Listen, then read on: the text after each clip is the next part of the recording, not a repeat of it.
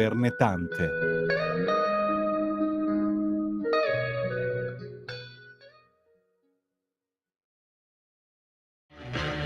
Va ora in onda Una gemma in cucina, alla scoperta delle gemme della cucina, innanzitutto italiana, con Gemma Gaetani. Buongiorno, buongiorno e bentrovati, ben trovato Federico e grazie Giorgia. Seguitela dalle 10 alle 11 il sabato mattina con Tax Girl che vi spiega tutto sulle tasse e l'economia. E buongiorno ai radioascoltatori e telespettatori del canale 252 del Digitale Terrestre. Mentre Carlo sta per essere incoronato, noi incominciamo una nuova puntata di Una gemma in cucina. Come sapete c'è questo giochino, io sono la gemma del titolo, sono la gemma in cucina, ma ci sono poi le gemme della cucina innanzitutto italiana che noi scopriamo man mano, puntata dopo puntata, attraverso le rubriche della trasmissione che ci guidano lungo un filo conduttore che secondo me è questo: come riscoprire l'orgoglio di essere cucinieri, di amare la cucina. Secondo me questa ricetta prevede 3 ingredienti. Il primo è conoscere, produrre e comprare gli ingredienti di una cucina e noi li conosciamo con la gemma della settimana che di volta in volta è un prodotto diverso e questa volta è il tonno. Del tonno dobbiamo subito dire da che punto di vista guardiamo la cosa, almeno inizialmente, e cioè come mai non si trova più tonno italiano nella grande distribuzione organizzata, nonostante noi siamo circondati dal mare, solcato naturalmente anche da tanto tonno? Restate con noi per tutta la puntata, ascoltate bene l'intervista anche perché noi l'abbiamo chiesto proprio a una produttrice di tonno e di altro pesce conservati. Durante l'intervista Lucia Di Mauro dell'azienda conserviera IASA ci spiegherà che l'artigianato conserviero italiano del tonno comincia e si espande proprio inscatolando tonno italiano. Questa condizione è normale perché è normale che in Italia io lavori un prodotto italiano, a un certo punto però muta perché entrano in gioco altri fattori che limitano le quote di pesca innanzitutto e poi rendono di maggior guadagno vendere il tonno italiano ad acquirenti stranieri, in particolare giapponesi, piuttosto che a quelli italiani, perché i giapponesi sono così golosi di tonno, in particolare tonno rosso, che sono disposti a pagare delle cifre altissime, che quindi renderebbero l'acquisto di quel tonno a un prezzo diciamo competitivo, un prezzo tanto alto da strapparlo agli acquirenti giapponesi da parte del produttore italiano estremamente caro, così caro da essere impossibile, commercialmente improponibile. Però torniamo a bomba, come facciamo a capire che tonno allora abbiamo davanti al supermercato? A volte noi ci siamo chiesti se sia giusto il determinismo alimentare, l'ho definito così, del chilometro zero, cioè mangiare solo ciò che appartiene al territorio più vicino. Col caso emblematico del tonno noi ci troviamo di fronte all'opposto del determinismo alimentare globalista, cioè nel normale supermercato noi troviamo solo tonno conservato che arriva dall'altra parte del mondo. Questa indicazione poi di provenienza non è sempre presente nel pesce conservato perché non è obbligatoria e va detto che anche quando è presente non è così facilmente comprensibile. A volte troviamo la scritta origine del tonno e poi la esplicitazione che quella origine è UE ed extra UE, o quindi UE oppure extra UE, che vuol dire Unione Europea oppure, fuori dall'Unione Europea. Ma la maggior parte delle volte noi non troviamo niente e in quel caso si può stare veramente certi della provenienza non italiana del tonno sott'olio in questione, perché quello italiano è così ricercato che un produttore che lo producesse senza evidenziarlo, beh, sarebbe un po' illogico come produttore, un po' fantozziano. Altre volte invece, come per esempio fa IASA, lo fanno anche altre aziende, però sono devo dire il vero sono veramente poche, come fa IASA, questa azienda produttrice di conserve ittiche che abbiamo intervistato, allora noi troviamo l'indicazione precisa dell'area di provenienza stampata di solito sopra al coperchio. e sono, praticamente le zone di pesca FAO, cioè tutto il mondo, praticamente il mare, è suddiviso in zone di pesca FAO con dei numeri che identificano la zona e la sottozona. E se volete sapere da dove arriva precisamente un tonno, voi guardate sul coperchio, potreste trovare dei numeri che indicano la zona precisa. Allora, le zone FAO di pesca del mondo sono suddivise appunto in aree numerate, abbiamo detto. Quella che ci riguarda, quella del Mar Mediterraneo, è la numero 37, quindi segnatevi questo numero. Il tonno sottolio che noi troviamo nei normali supermercati proviene dall'Oceano Pacifico, dall'Indiano e dall'Atlantico. Sono i numeri 71, 77, 81, 87, 51, 57 e 61, con relative sottozone e divisioni. Se si cerca invece un tonno italiano, o che sia pescato o raramente, diciamo, allevato in acque strettamente italiane, oppure stando un pochino più laschi nel Mar Mediterraneo, ormai lo si può trovare esclusivamente se ci troviamo in vacanza laddove conservano il tonno italiano, quindi per esempio in questo caso a, Pellezzano, in provincia di Salerno, a Cetara, oppure, nei negozietti, quelle botteghe diciamo che forniscono prodotti di qualità e che quindi in città e che, chiaramente però hanno dei prezzi un pochino più alti, oppure nei cosiddetti supermercati di livello più alto, come per esempio il Natura Sì, Italy e così via. Sempre però nell'ambito di, tutta una serie di altro tonno che non è italiano, cioè un posto dove ci sia solo il tonno italiano, io che credetemi giro e cerco, non l'ho trovato. Allora abbiamo detto che il Mediterraneo è il 37, ma non basta capire identificare il Mediterraneo, perché ricordatevi che il Mediterraneo non è un mare solo italiano.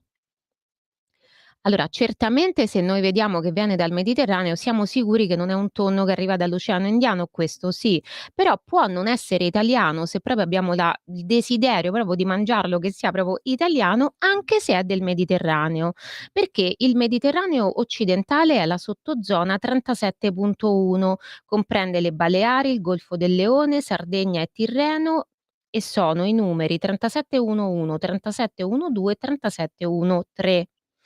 Poi abbiamo il Mediterraneo centrale, che è la sottozona 37.2 con il Mar Adriatico che è la 37.2.1 e il Mar Ionio che è la 37.2.2. Poi però abbiamo anche la sottozona del Mediterraneo orientale, quindi il 37.3 che ha il Mar Egeo, divisione 37.3.1 e il Mar di Levante 37.3.2. Quindi sintetizzando, perché un tonno sia italiano al 99% deve appartenere alle sottozone FAO 37.1, 37.2. Le restanti sono area Mediterraneo, che è sempre sicuramente un'area, innanzitutto che include appunto anche è il mare dell'Italia, però può non essere precisamente, l'Italia, proprio perché se voi cercate su internet zone FAO di pesca, voi vedrete e vi guardate la piantina, vedrete che ci sono, diciamo, per esempio la zona 37.1.3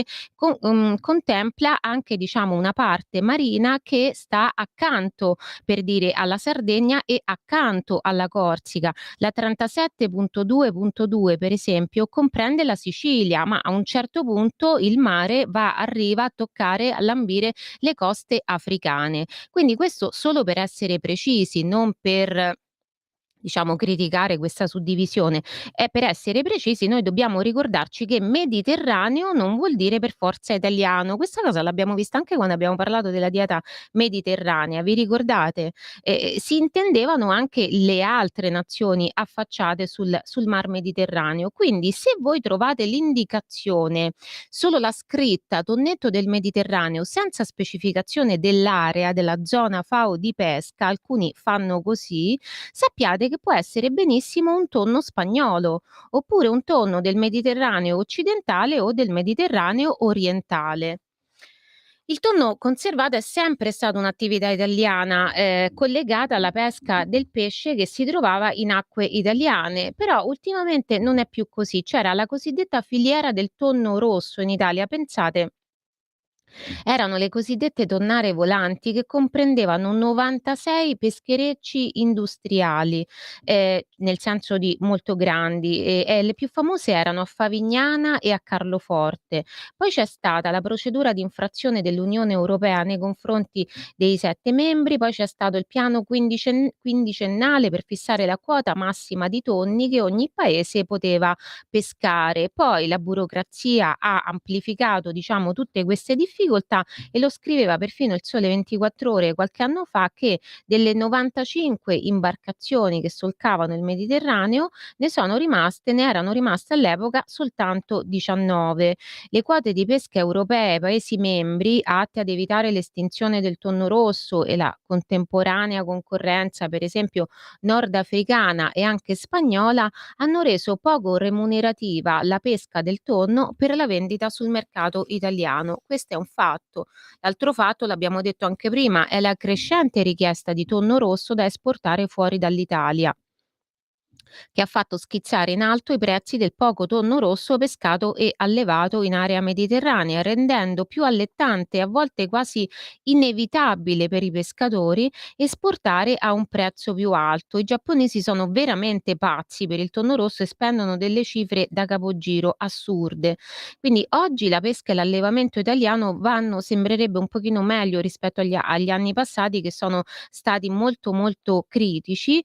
Però resta che nella latta o nel barattolo di vetro, così come, il pesce fresco anche in pescheria, noi troviamo veramente raramente il tonno italiano o il tonno mediterraneo. Il tonno poi, ecco, questo è un altro aspetto che è molto interessante, è una famiglia, o meglio ci sono più tipi di tonno. Allora, il genere appunto appartiene alla famiglia Scombride, si chiama Tunnus south ed ha 8 specie di pesci pelagici, cioè di mare aperto. Noi li chiamiamo tutti tonno, però sono, diciamo, vari tipi di specie. Allora c'è per esempio il tonno alla lunga, è uno di quelli che ricorre già spesso, diciamo, nominato quando parliamo di tonno, il tonno pinna gialla.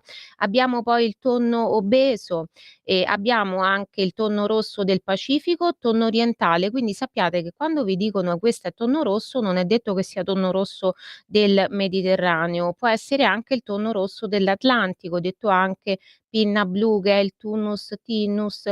Poi abbiamo il tonnetto striato, con cui, vabbè, questa è una piccola curiosità, in Giappone preparano il katsuobushi, che è questa specie di blocchetto da grattugiare fatto di tonno.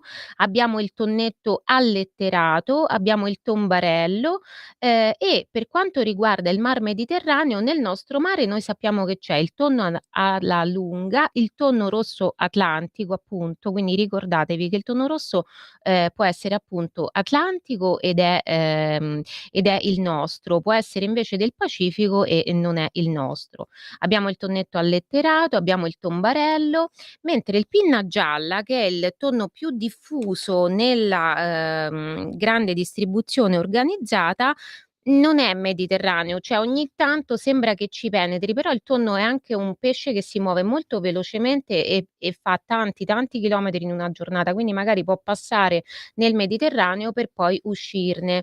Mangiare il tonno fa bene? Beh sì, perché comunque fresco ha 159 calorie soltanto ogni 100 grammi e conservato ne ha 116. Col tonno sott'olio noi arriviamo anche a 2,50, quindi non bisogna esagerare, diciamo, con il tonno, soprattutto se è sott'olio, anche perché in generale, anche quando non è sott'olio, un po' come il pesce spada o la verdesca, il tonno può avere degli alti livelli di mercurio, però è anche vero che per esempio, un etto di tonno ci dà il 100% della dose giornaliera consigliata, pensate, di selenio, che aiuta anche la produzione degli ormoni tiroidei, quindi è, diciamo, un minerale molto, molto importante.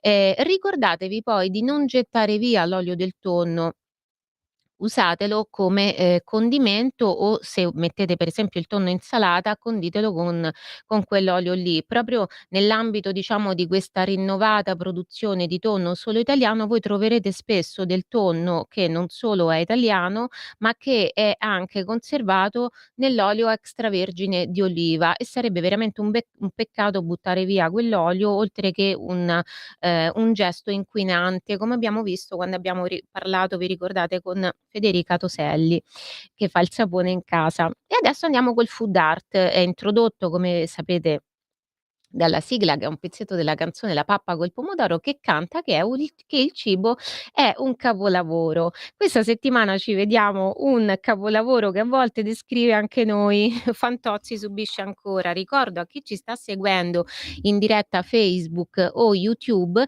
che queste piattaforme non permettono, di mandare contenuti audio o video di questo tipo, quindi spostatevi sulla app di Radio Libertà, o spostatevi sul canale 252 del digitale terrestre per gustarvi la scena. Food art.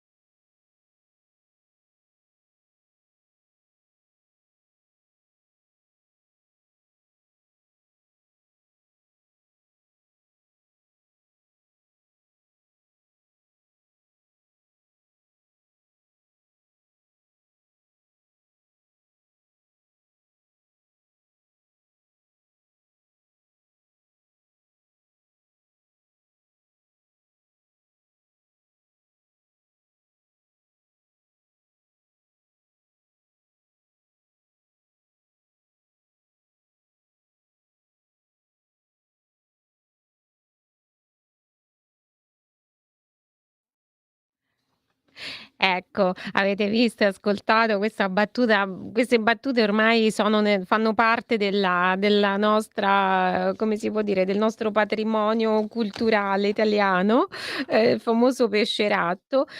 Questa scena mi fa sorridere perché Fellini, ho pensato questo, tira in campo il gusto personale, tentando di legittimare un topo come se fosse pesce normalmente commestibile. Secondo me siamo un po' di fronte a un'applicazione un po' eccessiva, no, del famoso motto "De gustibus non est disputandum", cioè che sul gusto personale non si discute, perché qui non è questione di che il topo ti piaccia o non ti piaccia, è che, mangiare il topo ti può condurre direttamente all'ospedale, più che alla soddisfazione della tua fame con un certo gusto.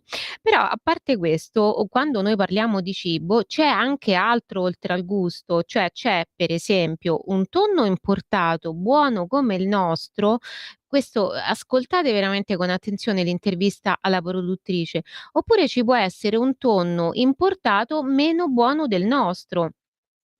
E ci può essere un tono nostro buono e un tono nostro meno buono. In tutti questi casi il fatto però che sia importato può essere l'unico criterio con cui io lo giudico, cioè non mi interessa il gusto, io ho anche il diritto di dire al prescindere dal fatto che possa essere perfino più buono, perché esiste un tonno importato di qualità, io posso volere soltanto tonno italiano. Quindi Lucia durante l'intervista ci spiegherà appunto i livelli di qualità, che esistono anche per il tonno importato. Però come siete voi? Se vi va scrivetecelo, fatecelo sapere. Io per esempio non mi rassegno alla globalizzazione assoluta e quindi su certe cose sono proprio determinista. Io voglio il tonno italiano e l'olio italiano e la frutta e la verdura fresche italiane. Anche perché mi piace pensare che comprando italiano io aiuto l'economia italiana e vi dico la verità, se costa di più ne compro di meno, però lo continuo a comprare italiano. E adesso andiamo con la sigla della biblioteca di cucina. Grazie Fede e poi ci vediamo il nostro librino. La biblioteca di cucina.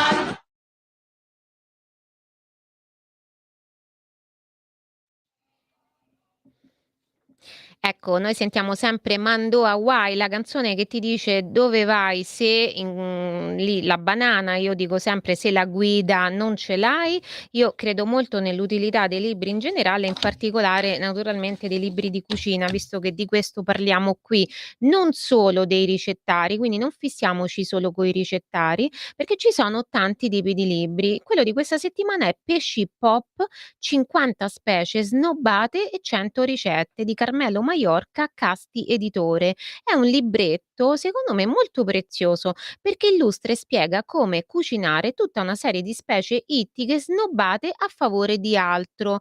E tra queste specie, sapete che cosa c'è? C'è l'alletterato di cui abbiamo parlato prima, il tonnetto che troviamo facilmente nei nostri mari. L'alletterato è un ottimo tonno, si può trovare anche fresco, perché ricordiamoci che il tonno si può comprare pure fresco in pescheria, si può mangiare nelle zuppette in particolare o anche i famosi spaghetti col sugo di tonno fresco, beh, sono veramente una sciccheria. E ci sono anche le ricette non solo dell'alletterato, ma di tante altre specie, come per esempio le cozze. C'è chi non mangia le cozze, ah che schifo, e preferisce le vongole. In realtà, le cozze sono altrettanto buone. Allora, come sapete la terza regola per diventare cucinieri casalinghi orgogliosi di esserlo è a cucinare. Noi lo facciamo con la video ricetta della settimana che certe volte è sostituita dalla video intervista. Oggi noi ci vediamo la video intervista a Lucia Di Mauro. La sua famiglia, originaria di Cetara, nel 1969 fonda IASA e lei oggi coi suoi fratelli è la seconda generazione di questa azienda conserviera di Pellezzano vicino a Cetara, il cui tonno, anche italiano, possiamo trovare in tanti supermercati e negozietti. Ora ci vediamo un pezzetto, poi pubblicità, poi il resto della video intervista. Allora, siamo qui con Lucia Di Mauro, che è la seconda generazione, della, azienda conserviera, di, Cetara, anzi per la precisione di Pellezzano, non lontano da Cetara, vicino a Cetara, IASA, il cui tonno, italiano possiamo trovare, insomma nei migliori supermercati, per esempio si trova molto facilmente al Natura Sì. Lucia e i suoi fratelli sono appunto i figli di Francesco, il quale ha, fondato IASA negli anni '60 e, Lucia, tuo padre è stato colui che ha ideato la prima conserva di tonno in vaso di vetro. Sì, fu un'idea di mio papà Francesco perché, voleva mettere in evidenza che la qualità del tonno, era diversa da quella che era attualmente in commercio, perché a Cetara c'era una delle flotte tonniere più grandi d'Italia e quindi volendo utilizzare del tonno locale voleva già far percepire, la qualità diversa del tonno a prima vista, che poi era proprio l'antica tradizione dei pescatori, perché i pescatori per le loro case conservavano il tonno nei vasi di vetro. Quindi invece l'industria lo sistema, diciamo, nelle latte, e tuo padre invece ripristina questa forma di conserva un po' più artigianale e di maggiore qualità? Sì, ripristina e lo porta su larga scala, quindi su una dapprima insomma nei negozi, ma poi anche in grande distribuzione. Ed è stata sì, qualità sicuramente, perché il tonno, come è lavorato tuttora, non è lavorato dalle macchine, ma viene fatto in maniera artigianale. L'artigianalità non è semplicemente un vezzo, ma conserva, permette di conservare tutte le caratteristiche del tonno senza essere stritolato dalle macchine, e quindi perdere gusto e anche essere più stopposo. Capisco. E voi quante sono le persone, i vostri dipendenti, che fanno quindi questo lavoro a mano? Noi abbiamo circa 100 persone che lavorano con noi. Cavoli, complimenti. Senti, un'altra cosa che ti voglio chiedere è questa: allora, molte persone non sanno che prodotto in Italia non vuol dire pescato in Italia. Io prima ho detto che il vostro tonno, c'è una linea appunto di tonno italiano che voi fate identificare anche, tramite 2 modi, cioè sull'etichetta c'è scritto pescato italiano, quindi già a marcare la differenza con il prodotto in Italia, quindi a dire è prodotto in Italia ed è pescato in Italia. Un mondo oltre l'immaginazione. Un viaggio oltre ogni confine. Comincia l'avventura. Hai solo un'ora. con Vincent. Movie Time. Ogni sabato dalle ore 16. La prossima volta che vai in vacanza, sia così gentile da farci sapere dove va. Se ti dicessi dove vado, non sarebbe una vacanza.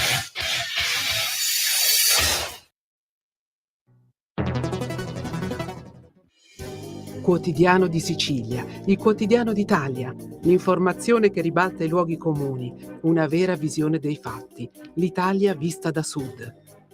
Ogni siciliano che vive in Italia e nel mondo è una risorsa, è protagonista della crescita della nostra nazione.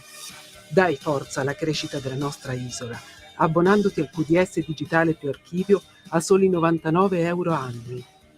Quotidiano di Sicilia, il quotidiano d'Italia, una scelta di valore.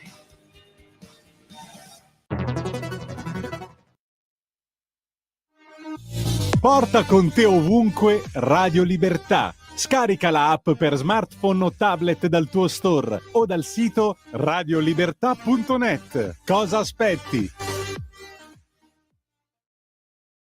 E poi anche sul coperchio io posso vedere l'indicazione della zona FAO, che è la 37.2.2, perché molte persone non sanno appunto che possono identificare un tonno, che può essere, inscatolato, lavorato inscatolato in Italia, attraverso la zona, FAO, che è indicata sul coperchio, e che però è assolutamente legittimo, diciamo, importare del tonno, di solito è importato dall'Oceano Pacifico, Atlantico e così via, lavorarlo qui in Italia, quindi considerarlo e dichiararlo prodotto in Italia, ma se si cerca quello che oltre che lavorato in Italia sia anche pescato appunto in Italia, nell'area appunto del Mar Mediterraneo, bisogna allora controllare che la zona FAO sia, la 37.1 o la 37.2. Sì, la domanda è molto ampia, perché sì, è giusto dire prodotto in Italia, e quando diciamo che parliamo di un prodotto che è fatto in Italia parliamo di standard qualitativi che sono ovviamente diversi da quelli che possono essere in un paese diverso. Non voglio dire dove, insomma, perché i paesi in cui si può produrre il tonno possono essere diversi. Sicuramente la garanzia di un prodotto in Italia è diversa. Quello che facciamo noi non scriviamo sempre prodotto pescato italiano, anche su diverse altre qualità di tonno che sono pescate nel Mar Mediterraneo. Ricordiamoci che il tonno è un migratore, fa diverse centinaia di chilometri anche in un solo giorno, e quindi quando si fa riferimento a un tonno italiano, si fa riferimento a un tonno che può essere pescato nel Mar Mediterraneo, perché il tonno quasi sempre viene pescato in acque internazionali, perché non è sottocosta.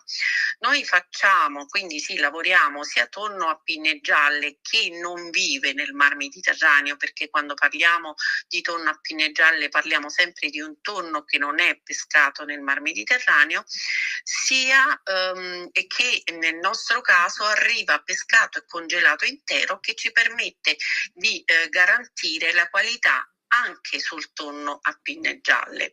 E lavoriamo altre specie di tonno che sono pescate nel Mar Mediterraneo, quali possono essere il tonno bianco, quali possono essere il tonno rosso del Mediterraneo, o anche il tonnetto del Mediterraneo, che ha un gusto e un sapore che si avvicina molto a quello del tonno rosso, ma non ha il costo e il prezzo del tonno rosso del Mediterraneo.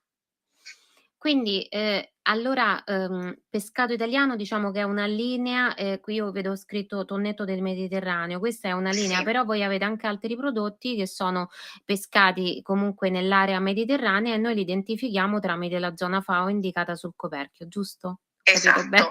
Esatto. E ovviamente nella zona FAO, ripeto, quando si parla di tutto il Mar Mediterraneo si parla di tonni che arrivano pescati e freschi al nostro stabilimento, quindi una qualità sicuramente diversa da un tonno che invece ha avuto un processo di congelamento. Nel quale però tu dicevi cioè anche lì c'è una differenza, giusto? Cioè io posso anche importarlo, però il fatto che lo lavoro in Italia, ci hai fatto capire, significa che sicuramente è migliore di uno lavorato altrove. Ma poi c'è anche una qualità, suppongo, no, del tonno di importazione? Ovviamente, allora la qualità si fa in tutte le fasi della materia prima, in tutte le fasi della produzione, e si parte ovviamente dalla materia prima.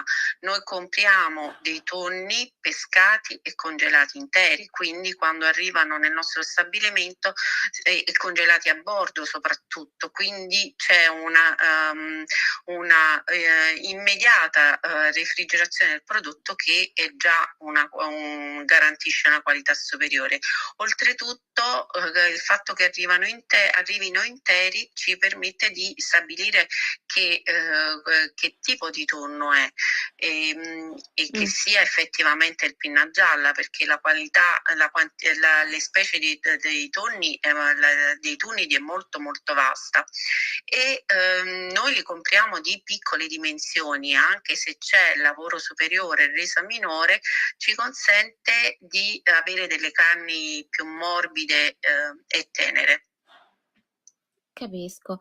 Senti, ho visto, che tra le vostre linee c'è anche, il tonno grigliato al limone, l'orata all'arancia, il branzino al prezzemolo e limone, che sono tutti al naturale, sono delle conserve nuove, che avete affiancato a quelle tradizionali. Allora mi domando, così è una domanda insomma retorica e provocatoria, ma il futuro delle conserve è senza olio?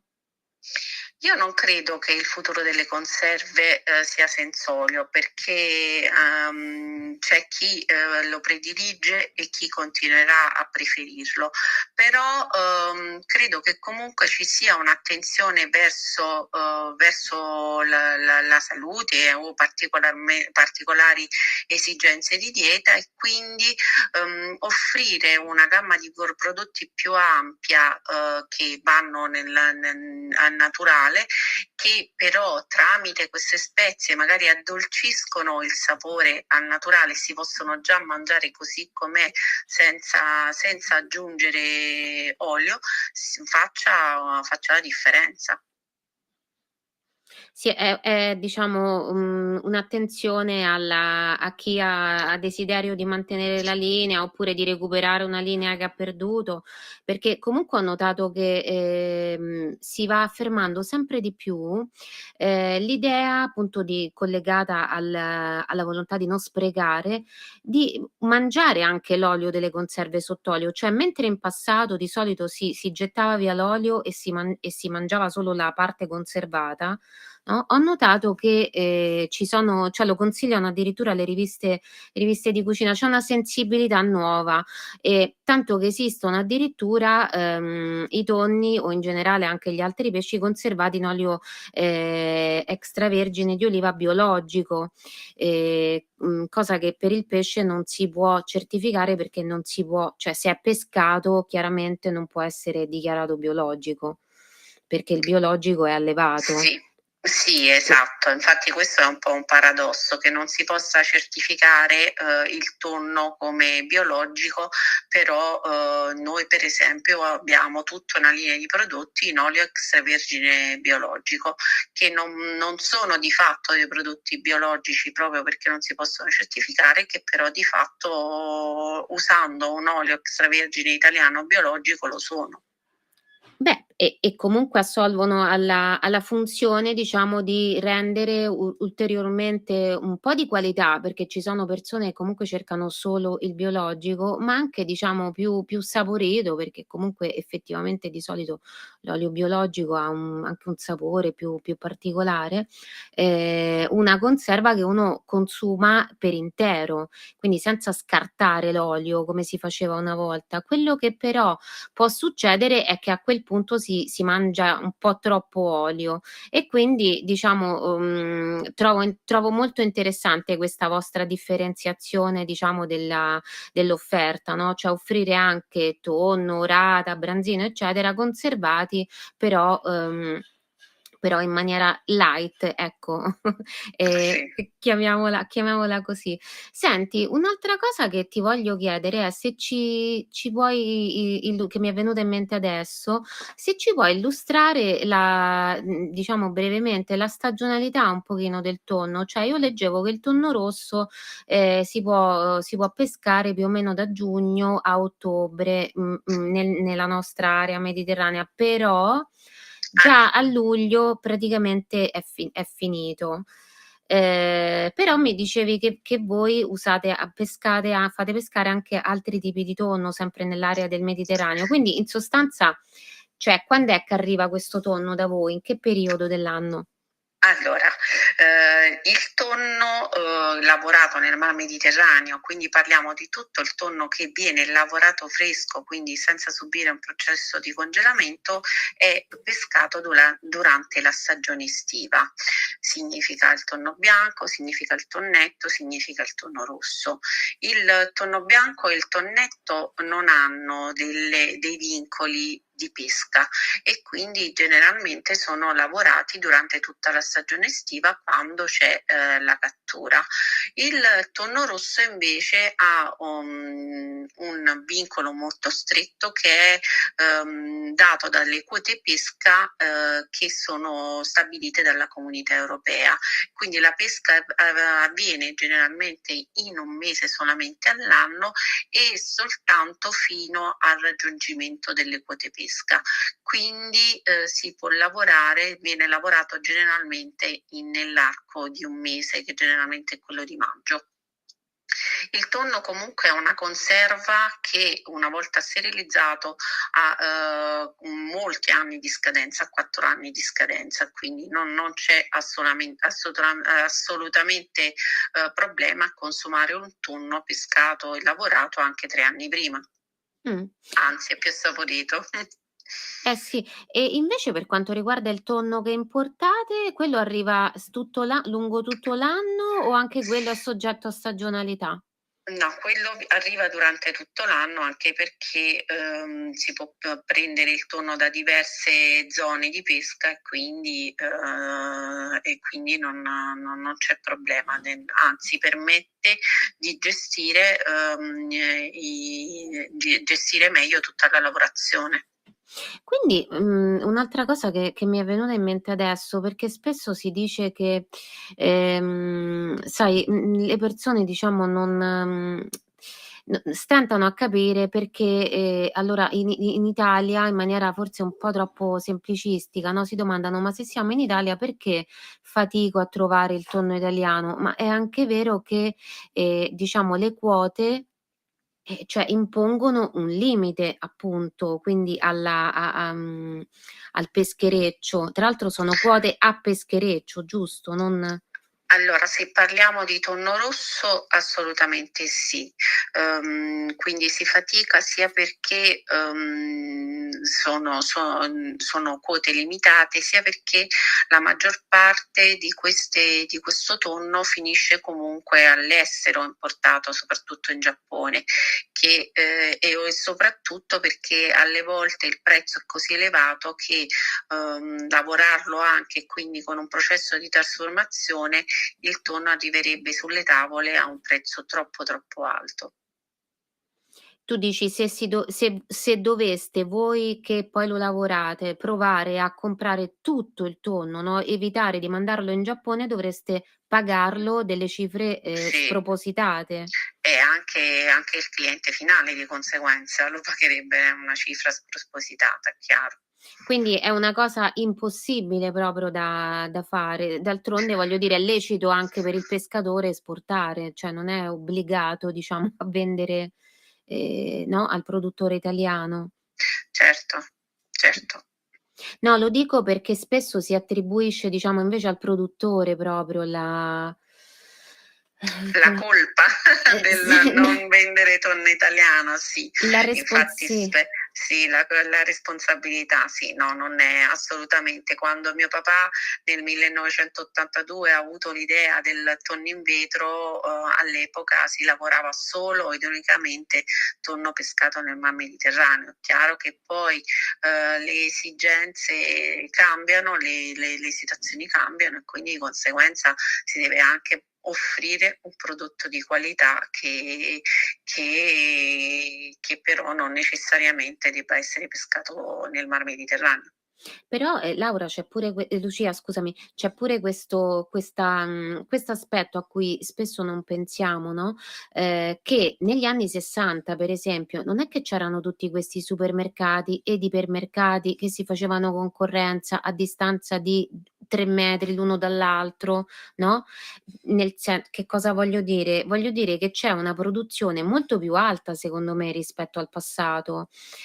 Cioè è un po' diciamo il sistema capitalistico che induce a questo, cioè a chiedere una produzione che, non è possibile soddisfare, capito? Per rifornire tutti i banchi, questo voglio dire. Sì, ma infatti il tonno, è una delle specie insomma più trasformata sul pesce conservato. La ragione per la quale abbiamo cominciato a produrre proprio questo filetto di rata, di branzino e così via, è anche per una ragione di sostenibilità e quindi di non, essendo pesci comunque di allevamento, di non sfruttare oltre misura le specie ittiche. E anche per quello che ci siamo avvicinati a queste altre specie di pesci, insomma. Sì, quindi questo è un altro bel consiglio, quello di alternare magari, perché magari, non trovo tutto tonno italiano, ma trovo altre conserve di pesce italiano accanto al tonno, quindi posso anche alternare. Tra l'altro nell'ottica di una dieta, è pure importante variare, quindi Ma in generale nell'ottica di una dieta è consigliabile variare sempre, questo soprattutto oggi è consigliabile fare una dieta varia. Infatti. Senti invece, le alici sott'olio sono un altro grande must della produzione conserviera ittica e anche, chiaramente vostro. Perché voi ho visto che le chiamate prosciutto di mare, perché? Sì, prosciutto di mare perché a parte le acciughe vengono trattate esattamente come prosciutti, cioè messe sotto sale e poi mediante la disidratazione raggiungono una compattezza le nostre sono molto compatte perché gli diamo una stagionatura molto lunga e per quello le abbiamo definite il prosciutto di mare, perché come per il prosciutto la stagionatura fa la differenza. Quindi vengono prima messe sotto sale e dopo conservate sott'olio? Sì, sì, prima sotto sale e poi deliscate a mano, asciugate e poi messe sott'olio. Questa è una cosa che fate solo voi o si fa di prassi così? Normalmente è di prassi, viene fatto così, vengono prima messe sotto sale. Quello che facciamo noi per quanto ci riguarda di differente è sicuramente avere una stagionatura più lunga che permette di dare all'acciuga, la riduce notevolmente, quindi viene più compatta perché ovviamente perde i liquidi e alla percezione in bocca invece risulta paradossalmente meno salata. Ah, eh sì, forse anche perché poi dopo appunto viene trasportata nell'olio, conservata nell'olio. No, è che una stagionatura superiore la rende meno salata. Ah, Sì. ecco, vedi quante cose impariamo quando chiediamo direttamente a chi produce. E senti, l'ultima cosa che ti voglio chiedere, è questa: voi producete anche la colatura di alici di Cetara, che è un DOP, oltretutto un prodotto riconosciuto DOP. Sì. Ehm, siccome qualcuno la confonde con il garum, ecco, sono 2 cose diverse. Mh, assolutamente sì. La colatura di alici di Cetanadop abbiamo iniziato proprio quest'anno a metterla no, alla fine dell'anno scorso a metterla in commercio, perché fino ad ora, non era una DOP ed è un prodotto assolutamente diverso da quello che, consumavano gli antichi romani, perché il garum era fatto con di tutti i tipi di pesce azzurro, messo a macerare al sole insieme al sale e diverse spezie, mentre la colatura è fatta solo con le alici, quindi alici e sale senza assolutamente spezie e sicuramente non al sole come facevano gli antichi romani, quindi è un prodotto che è molto più delicato. Oggi il garum dei romani non sarebbe un prodotto che può essere interessante per le tavole di oggi. Ma si mettono queste alici in una specie di botticelle, un po' simili a quelle della Sì, quelle della di colatura delle Cetarozzano. Felici Taradop sì, sono messe in delle botti di legno e devono essere messe rimanere sotto sale pescate nella zona, tutto il mare antistante della provincia di Salerno e messe sotto sale a macerare per almeno 9 mesi, però il tempo può essere anche superiore, in delle botti di legno. Capito? E poi, prendete questo nettare praticamente Sì, che che è filtrato ed è colatura di alici di Cetaradop.